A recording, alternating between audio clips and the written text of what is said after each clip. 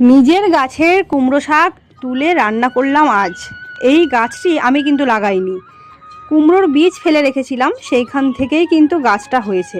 আর এই বর্ষার জল পেয়ে তো আরও তরতর করে বেড়েছে। অনেক দিন ধরে ভাবছি কাটবো কাটবো, কিন্তু কাটাই হয়ে উঠছে না, তাই আজ কিন্তু কেটেই ফেললাম। বড় মশাই কুমড়ো ডাঁটা শাক কিছু খায় না, কিন্তু কুমড়ো পাতা বাটা করলে সে খুব খেতে ভালোবাসে। চলো রান্না করে ফেলি। আজ ছিল ছুটির দিন, তাই বড়মশাইকে দিয়ে ঘর ঝাড়ার কাজটা করেই নিলাম। আর আমি যাব রান্নার দিকে। আজকে রান্না করব কিছু আমার মনের মতো রেসিপি। সেটা হলো এই যে কুমড়ো শাকটা বাটবো, তার জন্য রসুন আর শুকনো লঙ্কা ফোড়ন দিয়ে শাকটাকে আগে ভেজে নেব। আর রান্না করব কুমড়োর ডাঁটা দিয়ে, কুমড়ো দিয়ে, আলু দিয়ে তরকারি, যেটা আমার খুব একটি প্রিয়। তার মধ্যে কিন্তু মাছের মাথাটা থাকবেই থাকবে।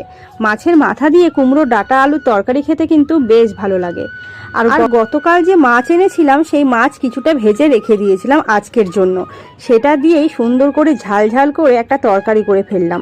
আর আমার কিন্তু দুপুরে রান্না হয়ে গেছে। এই যে কুমড়ো পাতা বাটা, আর এই আমার কুমড়ো ডাঁটার চচ্চড়ি আর মাছের ঝাল।